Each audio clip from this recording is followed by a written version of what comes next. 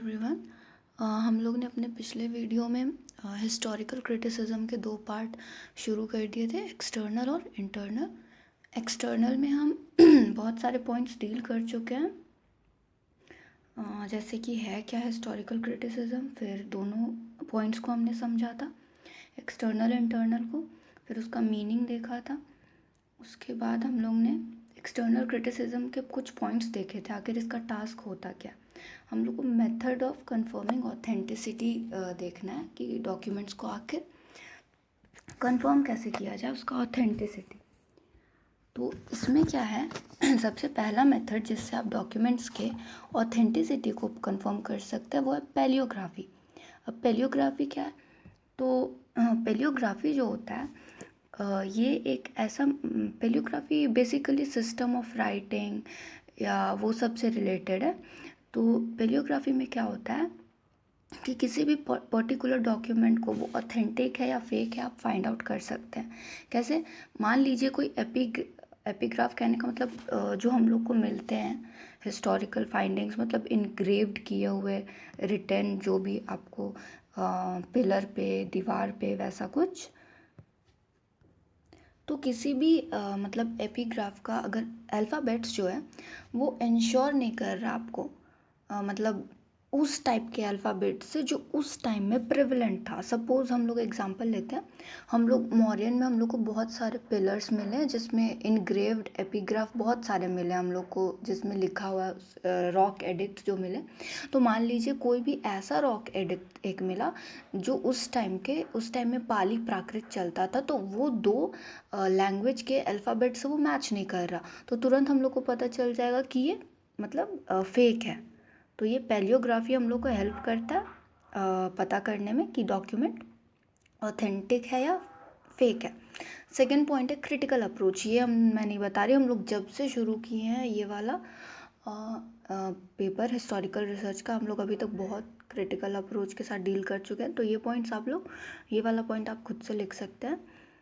उसके बाद तो ये दो था आपका। अब हम लोग को देखना है चैलेंजेस एक्सटर्नल क्रिटिसिज्म का। तो चार है, एक फॉर्जरी ऑफ डॉक्यूमेंट्स, दूसरा आखिर उस फॉर्जरी का कॉजेज़ क्या होता है, फिर ऑथरशिप और टेक्सचुअल एरर जो होते हैं उसका प्रॉब्लम।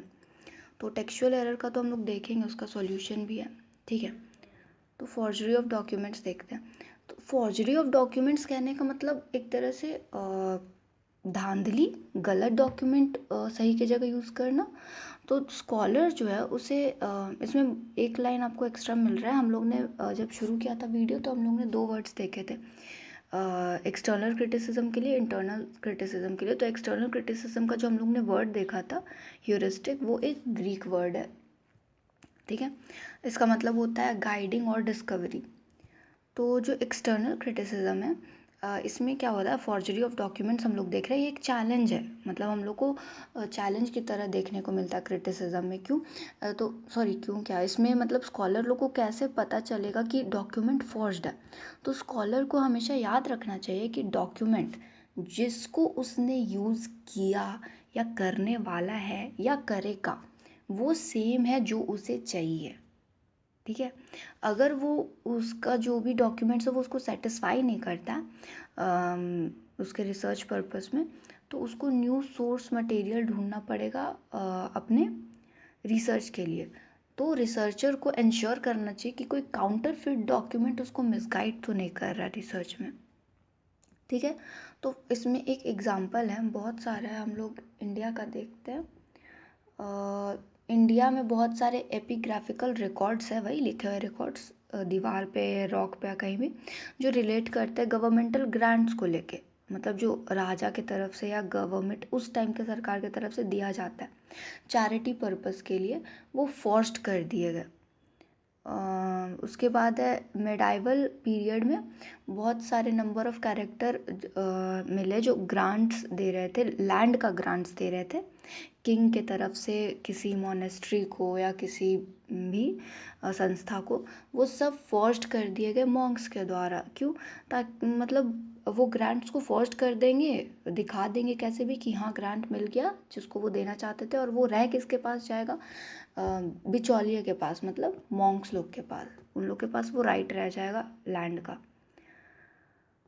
हाँ, तो अब हम लोग देखते हैं थर्ड, कॉजेज फॉर फॉर्जरी। तो ठीक है, इसमें क्या ही कॉज हो सकता है। हम लोग फॉर्जरी कर लेंगे, ओरिजिनल वाला अपने पास रख लेंगे या कुछ भी अपने पास रखेंगे, और कम पोटेंशियल वाला या कम क्या बोलते हैं वैल्यू वाला चीज़ सामने प्रेजेंट कर देंगे या बेच देंगे। तो उससे फ़ायदा हम लोग का होगा जब फेक बिक जाएगा उसका मनी, और फिर ओरिजिनल जो हम लोग बेचेंगे उसका मनी, दोनों हम मतलब हम लोग के पास आएगा। ये सबसे ज़्यादा देखा जाता है पेंटिंग वाले इसमें, मतलब जो फॉर्जरी होता है। यहाँ पे है भी, मतलब आर्ट के फील्ड में फॉर्जरी आपको ज़्यादा देखने को मिलता है, वही कॉज है, मटेरियल वेल्थ। फिर ऑथरशिप। ऑथरशिप में क्या है कि कभी कभी क्या होता है कि डॉक्यूमेंट जो है वो उस अथॉरिटी के द्वारा नहीं लिखा जाता है जिसके मतलब जिसको वो डॉक्यूमेंट स्क्राइब्ड किया गया, लेकिन उसके एडवाइज़र्स या असिस्टेंट के द्वारा लिखा जाता है। बस वो गाइडलाइन देता है, मतलब जिसको लेके वो लिखा जा रहा है, जिसके लिए लिखा जा रहा है, वो बस गाइडलाइन देता है, लेकिन लिखने वाले उसके असिस्टेंट या राइट हैंड होते हैं या लेफ्ट हैंड होते हैं, जो भी। तो इसमें हम लोग को देखने को मिलता है कि आपका ऑथरशिप प्रॉब्लम हो जाता है। मतलब हम लोग को पता ही नहीं चलता है कि उसी का लिखा हुआ है या ये उसी के वर्ड्स है, क्योंकि हम लोग कुछ भी बोल ले, जो लिखने वाला होगा वो अपना एंगल दे ही देता है। यहाँ पे एग्जांपल दिया गया है, फेयरवेल एड्रेस जो था वॉशिंगटन का, वो मेडिसिन के द्वारा ड्राफ्ट किया गया था, लेकिन वो ड्राफ्ट ठीक है मेडिसिन ने किया था और वो फेयरवेल एड्रेस था वॉशिंगटन का, लेकिन उसमें जो लिखने वाला था, मतलब वो कोई और था, बस गाइडलाइन मेडिसिन के द्वारा दिया गया था। लेकिन फिर भी हम लोग हिस्ट्री में क्या बोलेंगे कि हाँ, मेडिसिन ने वो वॉशिंगटन का जो भी फेयरवेल एड्रेस था वो ड्राफ्ट किया था। ठीक है, और इसमें ऑथरशिप इसको नहीं टोटली दिया जा सकता है, क्योंकि ये बस गाइडलाइन कर रहा था और बाद में उसमें फर्दर एडिशन भी कंप्लीट किया गया उस ड्राफ्ट को अलेक्जेंडर हैमिल्टन के द्वारा। तो ये जो ऑथरशिप होता है, ये ऑथेंटिसिटी इस्टेब्लिश करने में बहुत प्रॉब्लमेटिक होता है, क्योंकि हम लोग को पता होना चाहिए कि रियलिटी में ऑथर आखिर है कौन। अब है last problem of textual error.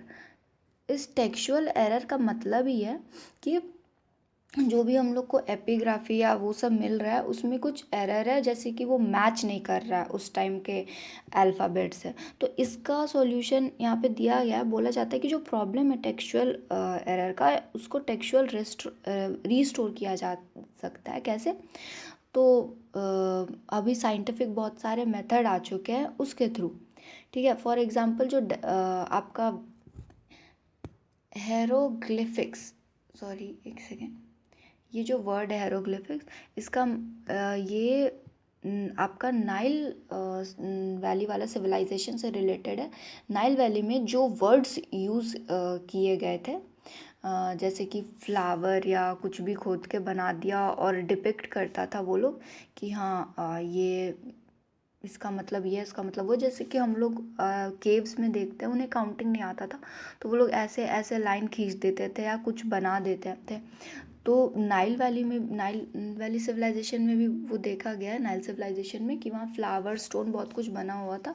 तो वो हेरोग्लिफिक्स को डिसाइफर कर दिया गया है। कैसे?